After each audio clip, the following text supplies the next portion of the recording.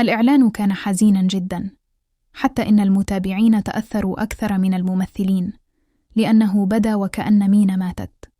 لكن هناك احتمالات كثيرة، ربما تكون هذه مجرد خدعة لكشف حقيقة بوران وأنه ابن أجمل.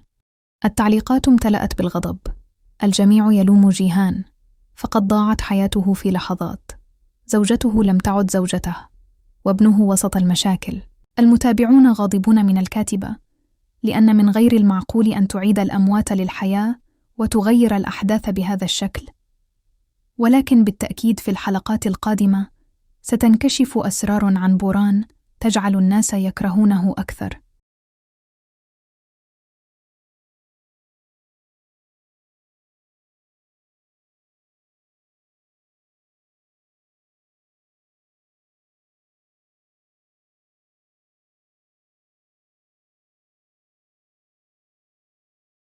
أما زيمين فمن المؤكد أن نهايته قريبة، لأنه يملك الكثير من الأعداء، وربما تكمل عالية وجيهان حياتهما بالزواج. لكن اللحظة التي أمسكت فيها عالية السلسلة التي تحمل صورة جيهان وفرحت، ثم نزعتها ورمتها في الهواء، ستكون نقطة تحول.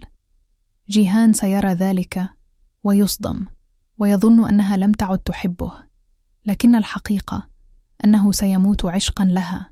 لكن للأسف عندما علمت أن زوجها الميت هو أخو جيهان، كانت الصدمة كبيرة جداً، وبدأت مشاعر الحب تدفن بسبب رابطة الدم. انتظروني في الإعلان الثاني، وإذا وصلتم إلى هنا فلا تنسوا الإعجاب والاشتراك في القناة لكي نستمر معاً.